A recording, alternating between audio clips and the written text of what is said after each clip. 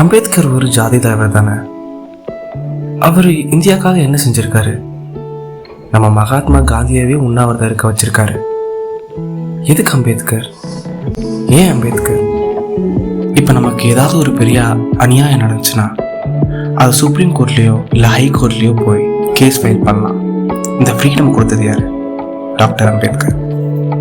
Women அவங்க marriage life பிடிக்கலன்னா அவங்க டிவோர்ஸ் பண்ணிக்கலாம், அப்புறம் ரீமேரேஜும் பண்ணிக்கலாம்.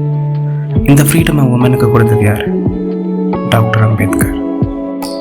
இதை கேட்டிங்கன்னா இன்னும் ஷாக் ஆவீங்க. ஆஸ்திரேலியா அப்புறம் சுவிட்சர்லாந்து போல இருக்கிற கண்ட்ரியிலலாம் 1960 அப்புறம் 1970 தான் விமனுக்கு ஓட்டுரிமை கிடைச்சிது. இந்தியாவுக்கு 1950 ஓட்டுரிமை கிடைச்சிது விமனுக்கு.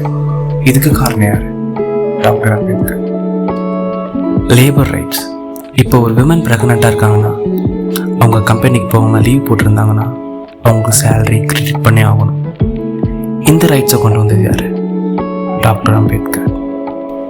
இவர் தாழ்த்தப்பட்ட மனிதர்கள் மைண்ட் செட்டை மாற்றுறதுக்காகவும் இவங்களுக்கும் எல்லா ரைட்ஸும் கொடுக்கணும் அப்படிங்கிறதுக்காகவும் இவங்களும் ஒரு மனிதனாக மதிக்கப்படுறதுக்காகவும் தான் போராடி இருக்காரு. இப்போ சொல்லுங்கள், அம்பேத்கர் யார்?